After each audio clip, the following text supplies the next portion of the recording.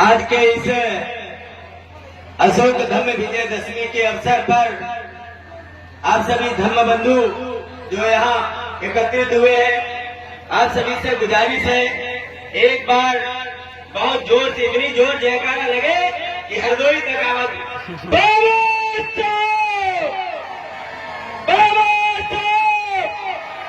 भगवान बुद्ध की, भगवान बुद्ध की, सम्राट अशोक विजयदशमी, सम्राट अशोक विजयदशमी।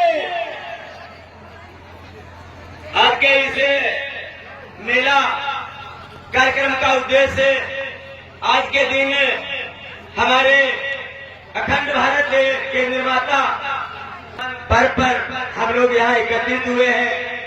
हम लोगों के एकत्रित होने का उद्देश्य क्या है, हम यहाँ क्यों इकट्ठे होते हैं, क्यों वर्ष में 2 बार यहाँ मेला लगता है। केवल मेला नहीं लगता है, यहाँ पर आप सभी लोगों को ज्ञान वर्षा के लिए एक कार्यक्रम का आयोजन किया जाता है।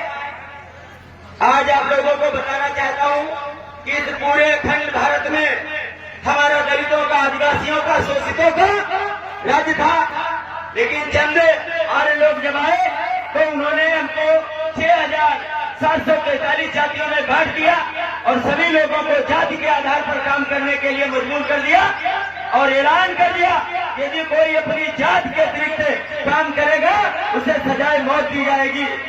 आज आप जानते हैं जवान को मरे जानवर उठाने पड़े थे, जूता सिलना पड़ा था, धोबी को कपड़ा धुलना पड़ा था, कुमार को घर घर बनाने पड़े थे, बासियों को सुबह चलाने पड़ते थे और अहिर को भैंस चलानी पड़ती थी और गड़िया को भेड़ चलानी पड़ती थी।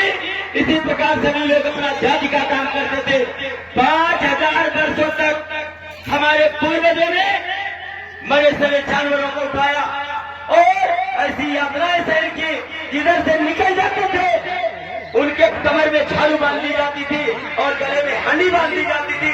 हांडी इसलिए बांधी जाती थी ताकि वो थूके तो उसमें गिरे और जिधर से निकले उनके पैरों के निशान मिट जाए। ऐसी यात्राएं हमारे समाज 5,000 वर्षों तक सहन करता रहा। धन्य है परम पूज्य बाबा साहब डॉक्टर भीमराव अम्बेडकर, जिन्होंने सन 1891 में बाबा साहब का जन्म हुआ और उसके बाद में हमारा 15 अगस्त 1947 को देश आजाद हुआ और 26 जनवरी सन 1950 को हमारे परम पूज्य बाबा साहब डॉक्टर भीमराव अम्बेडकर ने 2 वर्ष 11 माह 18 दिन में संविधान बना करके तैयार कर दिया। उस संविधान में 7 मौलिक अधिकार दिए। ध्यान से सुनना, ये अपने बच्चों को बताना है।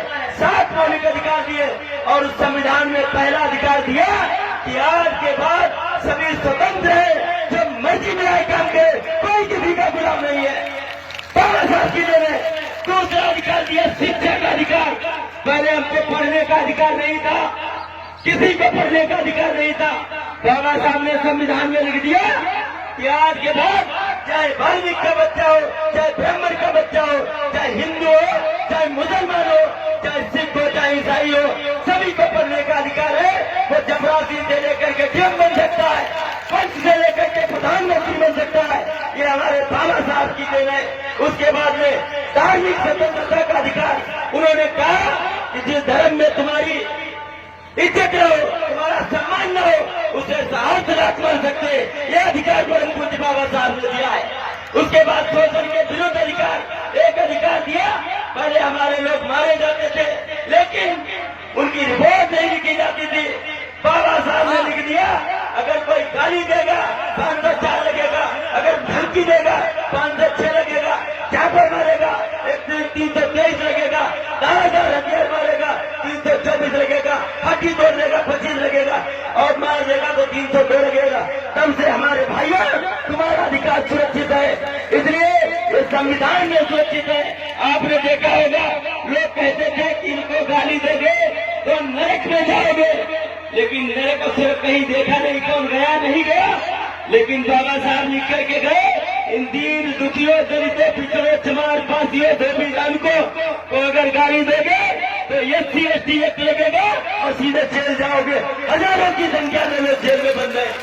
ऐसा संविधान परम पूज्य बाबा साहब दे गए हैं। इस संविधान को बदला जा रहा है, इस संविधान को खत्म किया जा रहा है, विद्यालय खत्म किए जा रहे हैं। आप लोगों से गुजारिश है, ये मेला लगा हुआ है, आज कसम खाओ सभी लोग कि बाबा साहब जब तक जिंदा, जब तक संविधान जिंदा है, माननीय दीनदयाल वर्मा जी कहते हैं कि जब तक संविधान है तब तक बाबा साहब जिंदा है, और जिस दिन संविधान खत्म हो गया तुम अपने आप मर जाओगे, तुम्हारे बच्चों को गुलामी से कोई बचा नहीं पाएगा। इसलिए मेरे नौजवान साथियों, हमारे देश के दलितों पिछड़ों, अगर आप चाहते हो तुम्हारे बच्चे पढ़ लिख करके deputy collector, manager, SP, IG, DIG, collector, प्रधानमंत्री बने, तो इस संविधान की रक्षा के लिए सभी लोग अपने आप को करना। मैं आपको बात बता देना चाहता हूँ, शिक्षित लोग 2 बच्चे पैदा करते हैं। मेरा एक लड़का था, मेरी एक लड़की थी, और जब हमने देखा कि विवेक देवराय जैसा दुष्ट आदमी संविधान की तरफ हाथ उठा रहा है, मैंने एक और बच्चे को जन्म दिया, और उसका काम केवल यही है कि संविधान पर जिंदगी है, तुम मर जाना, तुम्हारी मुझे जरूरत नहीं है। समाज से भी आग्रह करता हूँ, इस संविधान को बचाने के लिए आप सभी को, एक एक बच्चे को, नौजवान को निर्धारित करना पड़ेगा, वरना तुम्हारी जान से चल जाएगी। जय भीम, भारत भगवान बुद्ध की जय जय जय जय जय भीम, जय भीम, जय भीम, जय भीम, जय भीम।